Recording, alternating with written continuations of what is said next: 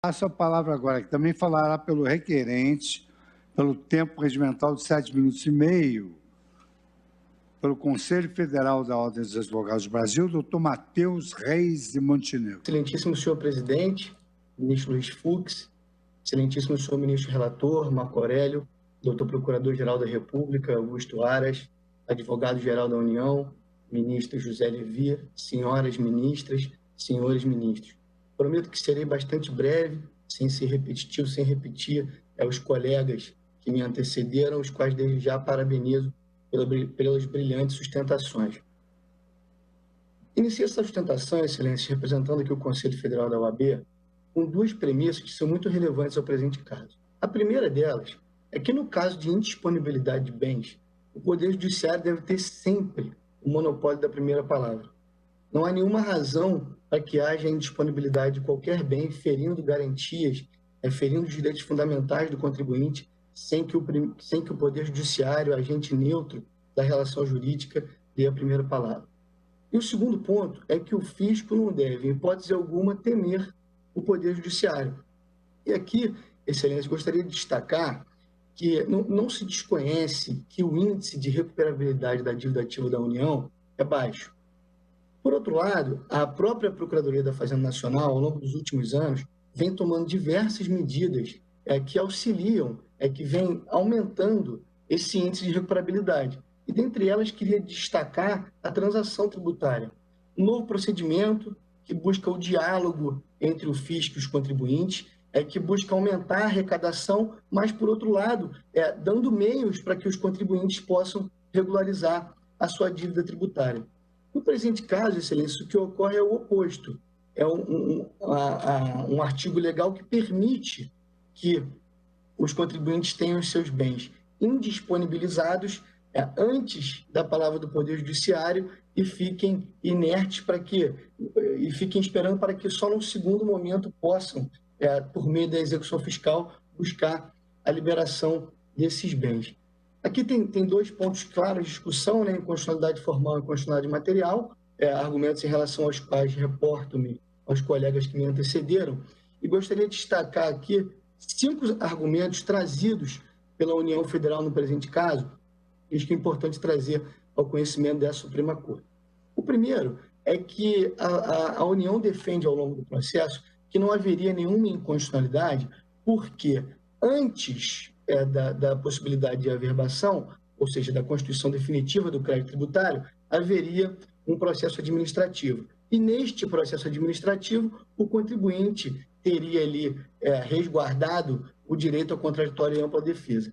Vale destacar, Excelência, que não obstante o CARF, de fato, seja um tribunal administrativo que funciona muito bem, que os contribuintes efetivamente conseguem se defender, todo e qualquer tribunal administrativo tem suas limitações.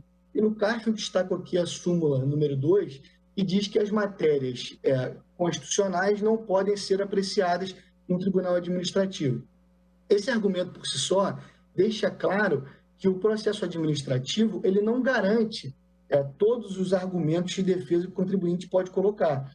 E Vossa Excelência sabe muito bem, pela quantidade de processos tributários em julgamento pela Suprema Corte, que os argumentos referentes à inconstitucionalidade são cotidianos no direito tributário. Todo dia tem um argumento e esse argumento não pode ser apreciado na esfera administrativa. O segundo ponto é que a União defende que a averbação pré-executória não consiste em penhora e não enseja expropriação de bens e direitos, sendo uma mera indisponibilidade. É importante destacar que a União tem diversos meios para garantir aqui o seu crédito tributário. Na esfera administrativa, a Receita Federal do Brasil pode fazer o arrolamento de bens. E o contribuinte tem que informar todo e qualquer bem que é vendido. Caso seja descumprido algum dos requisitos, pode ajuizar a medida cautelar fiscal. Quando ajuiza, quando o débito é inscrito em dívida ativa, toda e qualquer venda de patrimônio já presume-se fraudulenta. Então, são diversos elementos que a Procuradoria da Fazenda tem, a Receita Federal do Brasil, para que haja um controle dos bens do contribuinte, sendo absolutamente desnecessário que esses bens fiquem indisponíveis, pelo simples fato de ter um crédito inscrito em dívida ativa que não foi objeto de pagamento nem de parcelamento. Terceiro argumento é que a União defende que a averbação pré-executória tem como finalidade tutelar o interesse de terceiros, a segurança jurídica e a boa-fé objetiva. E aqui, excelência, é importante destacar que não se nega que a intenção da União é nobre. Ela, de fato, busca recuperar os créditos da dívida tributária, só que, por outro lado, não se pode admitir que, em prol desse suposto interesse público, deixar aniquilar aqui todos os direitos e garantias fundamentais do contribuinte, que é o que acontece no presente caso quando há uma indisponibilidade dos seus bens antes do início de um processo judicial. Caminhando para o final, excelência, mais 2 pontos. O primeiro sobre a inconstitucionalidade formal. Diz a União que o dispositivo não disciplinou acerca de normas gerais relacionadas ao crédito tributário, mas apenas um mecanismo de materialização da garantia do crédito tributário.